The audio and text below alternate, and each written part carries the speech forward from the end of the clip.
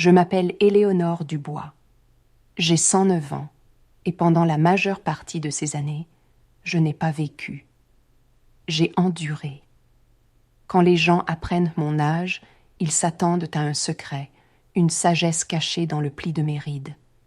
Ils espèrent une histoire de résilience heureuse, de leçons apprises avec grâce. La vérité est moins inspirante. Il n'y a pas de secret.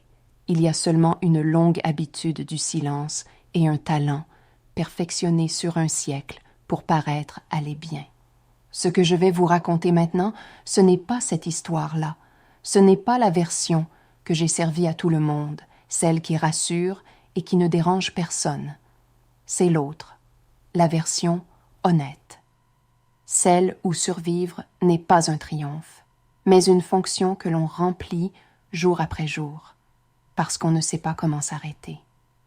C'est la première fois que je la raconte, et la dernière. Je suis née en Provence en 1915. Mon enfance n'avait pas le son de la guerre, mais le silence des après-midi écrasés de soleil. Notre maison était derrière la petite boutique de mes parents. Elle sentait la lavande sèche et la toile de jute. Dehors, il y avait la lumière blanche, la poussière des chemins, le chant des cigales qui était si constant qu'il devenait une forme de silence. La vie était simple, rythmée par le travail. Il n'y avait pas de place pour ce qui était compliqué. Il n'y avait de place que pour ce qui était utile. L'amour, dans ma famille, n'était pas un mot que l'on disait. C'était un devoir que l'on accomplissait. Mes parents étaient des petits commerçants.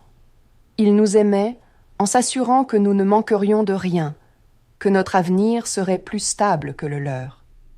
C'était un amour pratique, sans fioriture. Et puis, il y a eu Louis. Il était ouvrier agricole, et son amour à lui était simple aussi, mais d'une autre manière. Il était dans sa main calleuse qui tenait la mienne, un contact à la fois rugueux et tendre que je n'avais jamais connu, une chaleur qui n'avait pas besoin de mots. Avec lui, pour la première fois, j'existais au-delà de ma fonction. C'est là que j'ai appris. Quand ma famille m'a interdit de le revoir, quand ils ont décidé que mon cœur n'était pas une chose à consulter mais une chose à placer, j'ai compris. J'ai compris que la vulnérabilité était un luxe. Montrer ma peine, c'était contester leur décision, c'était créer un désordre que notre monde bien rangé ne pouvait tolérer. Alors je n'ai rien dit. J'ai souri, j'ai hoché la tête et j'ai laissé le chagrin s'installer à l'intérieur dans une pièce dont personne ne connaîtrait jamais l'existence. La forteresse a commencé à se construire ce jour-là, derrière mes yeux. Paraître bien est devenu mon premier métier. Le mariage a été arrangé. L'homme s'appelait Jean. Il était plus âgé, propriétaire terrien, un bon parti, une ancre dans un monde qui devenait incertain. Quand on me l'a annoncé, je n'ai pas protesté. J'ai regardé le sol de la boutique, les motifs usés des carreaux de ciment, et j'ai hoché la tête. Dehors, je souriais. Je disais oui. À l'intérieur, la vie que j'avais imaginée, celle qui avait le contact rugueux et tendre de la main de Louis, venait de m'être arrachée. Je me souviens de sa main la dernière fois. C'était la fin d'un monde. Un monde qui n'avait même pas eu le temps de commencer. Ce jour-là, j'ai eu 18 ans et je suis morte une première fois. 7 ans plus tard, la guerre a éclaté dans le monde, mais ma guerre à moi était déjà bien installée. Elle était silencieuse, domestique. Jean était un homme correct, mais il n'était pas un partenaire, c'était un gardien. Ma fonction était d'être l'épouse parfaite, la maîtresse de maison impeccable. Et je l'ai été. Notre maison était un modèle d'ordre. De l'extérieur, nous étions l'image de la stabilité dans un monde en chaos. Mais le silence à l'intérieur de ces murs était assourdissant. Surtout le soir, au dîner. Ce silence n'était pas paisible. Il était lourd, épais, comme le brouillard d'hiver qui s'installe sur les champs et ne se lève jamais. C'était une solitude si profonde qu'elle était devenue physique, un froid permanent qu'aucun feu ne pouvait chasser. Puis il y a eu Sophie, ma fille. Pendant 6 ans, sa présence a été la seule fissure dans la forteresse, la seule lumière. Et puis elle est tombée malade, la diphtérie. La maladie l'a emportée en quelques jours. J'ai organisé les funérailles. J'ai soutenu Jean dans son chagrin silencieux. J'ai remercié les voisins pour leurs condoléances. Je n'ai pas versé une seule larme en public. Je continuais de fonctionner. Mais à l'intérieur, ce n'était pas de la peine que je ressentais. C'était une amputation. Une partie de moi avait été coupée et le reste de mon corps ne savait pas comment continuer à vivre sans elle. Sa petite paire de chaussures est restée près de la porte pendant des semaines. Personne n'osait les toucher. Elles étaient là, attendant un retour qui ne viendrait jamais. Les gens disaient que j'étais forte, courageuse, mais ce n'était pas de la force, c'était une habitude. Le mécanisme que j'avais construit à 18 ans était devenu parfait.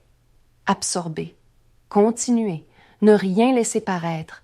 J'ai appris la plus dure des leçons, non pas avec ma tête, mais avec mes os. Le temps ne guérit pas tout. Le temps vous apprend seulement à fonctionner avec le poids. Après la mort de Sophie, les années se sont étirées, longues et grises. Une sorte de routine s'est réinstallée, mais c'était la routine du vide. Jean et moi, nous vivions comme 2 fantômes dans un mausolée impeccablement entretenu. Nous mangions en silence. Nous dormions dans le même lit, sans jamais nous toucher. La forteresse que j'avais bâtie autour de moi était devenue ma seule patrie. De l'extérieur, j'étais toujours Éléonore Dubois, l'épouse dévouée, la femme digne. À l'intérieur, j'étais une gardienne de musée, veillant sur une seule relique, l'absence de ma fille. Les décennies ont passé comme des saisons sans couleur. Le monde changeait, mais pas ma vie. Ma fonction était de faire tourner la maison, de m'assurer que l'ordre ne soit jamais troublé, et je l'ai remplie avec une précision mécanique. C'était la seule chose qui me restait, cette performance quotidienne. Le mariage n'était plus une cage dorée, c'était simplement la forme de ma vie, le moule dans lequel j'avais été coulée il y a si longtemps. Je ne me posais même plus la question de l'amour ou du bonheur. Ces mots appartenaient à une autre langue, à une autre vie, celle qui s'était terminée le jour où on m'avait arraché la main de Louis. Puis, en 1993, Jean est mort. J'avais 78 ans. Il s'est endormi dans son fauteuil un après-midi et ne s'est pas réveillé. Après presque 60 ans, la porte de la cage s'est ouverte. Et au lieu de la liberté, j'ai ressenti une terreur panique.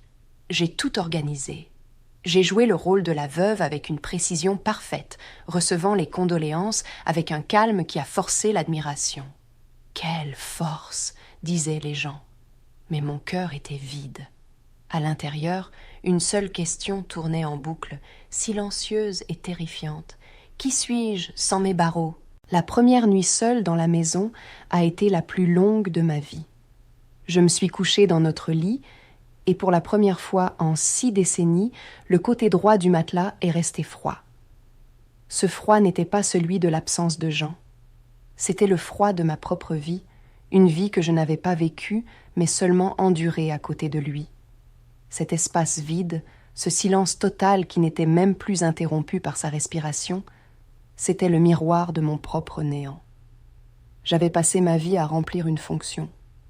La fonction avait disparu, et il ne restait rien. J'ai continué à fonctionner, bien sûr. C'était mon unique talent. J'ai entretenu la maison, j'ai répondu aux lettres.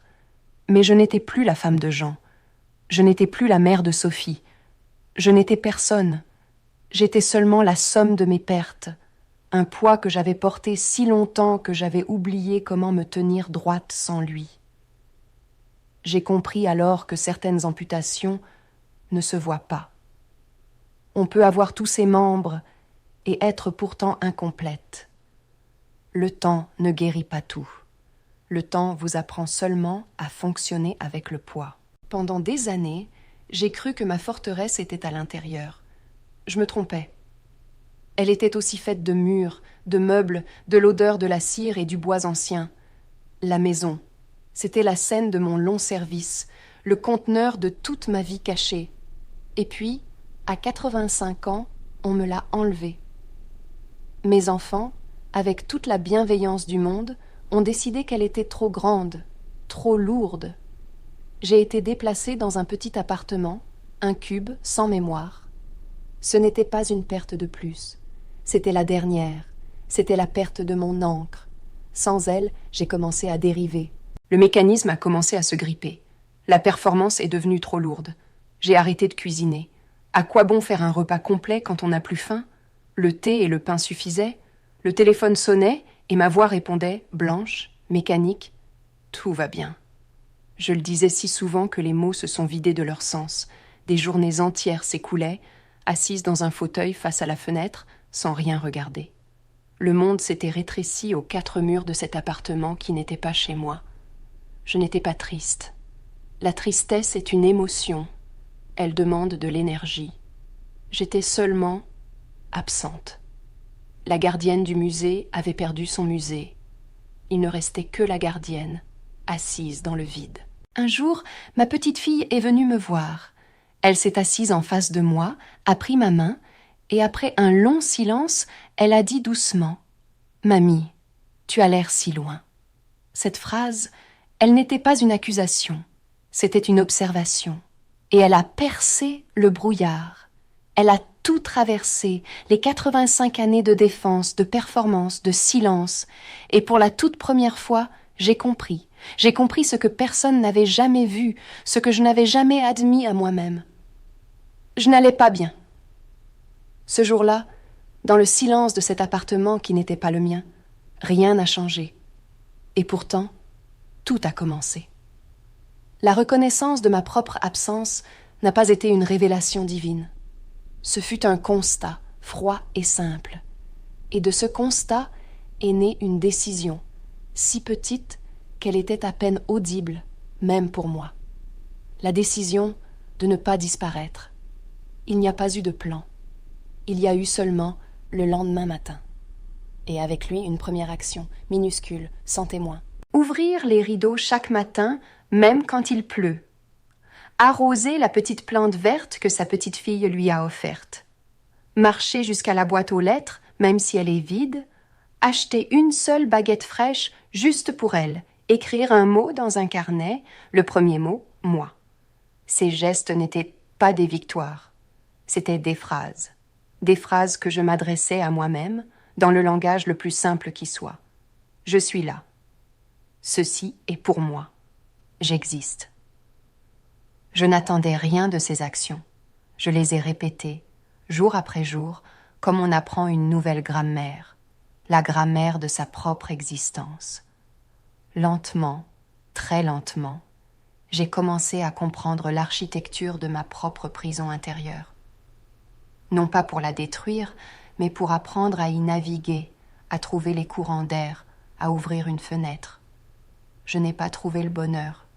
J'ai trouvé quelque chose de beaucoup plus fondamental, le sol sous mes pieds. Je n'ai jamais raconté ça à personne, pas même à ma petite fille. Le dire, c'était risquer de le transformer en une histoire, en une performance de plus. Je l'ai gardé pour moi, comme mon dernier secret. J'ai compris que j'avais passé ma vie à confondre la solitude avec le silence.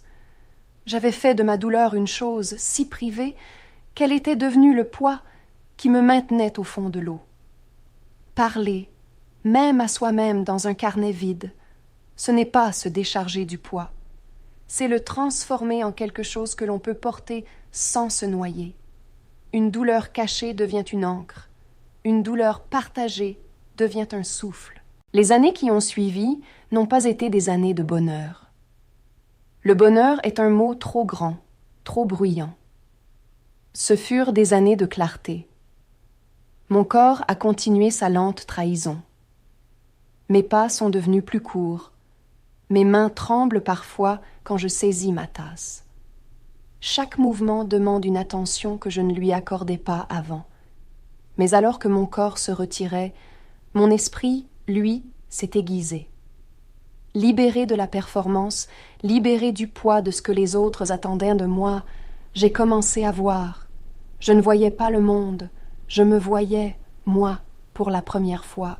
Puis est venue une autre forme de solitude, la plus étrange de toutes. La solitude de celui qui reste. Mes frères et sœurs sont partis, puis les amis de mon âge, puis même les enfants de mes amis. Je suis devenue la dernière gardienne d'un monde qui n'existe plus. Je peux raconter l'odeur de la boutique de mes parents, je peux décrire le silence des dîners avec Jean, je peux parler du poids insupportable des petites chaussures de Sophie près de la porte. Les gens écoutent, ils sont gentils.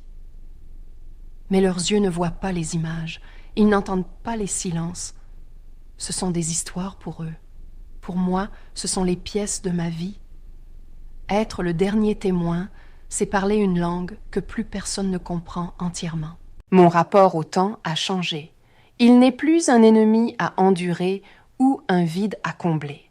Les jours ne sont plus longs ou courts. Ils sont. Mon but n'est plus de servir, d'attendre ou même de survivre. Mon but est devenu le geste lui-même. Ouvrir les rideaux, sentir la chaleur du thé, écrire un mot dans mon carnet. Mon identité n'est plus la femme de, la mère de, la veuve de. Ces titres se sont dissous. Il ne reste qu'Éléonore, une femme de 109 ans qui, chaque matin, choisit d'arroser sa plante. Ce n'est pas grand-chose, mais c'est tout. J'ai compris que toute ma vie, j'avais attendu un événement, un dénouement, une libération. J'avais cru que la survie était un acte final, un moment où l'on gagne ou l'on perd. Je me trompais. Ce n'est pas un moment. C'est une répétition. C'est la somme de 1000 décisions invisibles. Le choix de faire un pas, puis un autre. Le choix de ne pas fermer les yeux, de ne pas se laisser couler. Ce n'est pas une bataille que l'on remporte une fois pour toutes. C'est une conversation silencieuse que l'on a avec soi-même chaque jour. La survie n'est pas un acte héroïque. C'est 1000 moments silencieux où l'on décide de ne pas disparaître. Peut-être que vous comprenez ce que je dis. Vous qui savez ce que c'est que de porter un poids en silence. Vous qui avez appris à sourire quand vous vouliez crier, à répondre « tout va bien » quand tout s'effondre à l'intérieur. Vous qui avez pratiqué l'art d'être forte si longtemps que vous ne vous souvenez plus de ce que c'est que de ne pas l'être. Vous confondez votre cage avec une forteresse. J'ai fait la même erreur pendant près d'un siècle. Écoutez-moi. Cette douleur que vous cachez, vous croyez qu'elle est la preuve de votre force, mais elle vous coûte tout. C'est une ancre qui vous maintient au fond de votre propre vie. Vous attendez que quelqu'un la voie, qu'on vous donne la permission de la déposer. C'est une attente vaine. Une douleur cachée devient une ancre. Une douleur partagée devient un souffle. Ne faites pas l'erreur d'attendre 80 ans pour apprendre à respirer. Le monde ne s'arrêtera pas si vous vous autorisez un moment de faiblesse. Votre vie ne commencera pas quand vous aurez fini d'endurer. Elle commence le jour où vous décidez que votre propre existence est plus importante que la performance que vous donnez aux autres. J'ai attendu une permission qui n'est jamais venue. J'ai passé 80 ans à attendre la permission de vivre. Personne ne me l'a donnée, alors je l'ai prise. Je m'appelle Éléonore Dubois. J'ai 109 ans. L'histoire se termine ici. Pas celle que j'ai racontée au monde, mais celle que je viens de vous confier, à vous. Je n'ai pas enduré parce que j'étais forte, ni parce que j'attendais une récompense. J'ai enduré parce que chaque matin, en silence, sans témoin, j'ai pris la décision de continuer.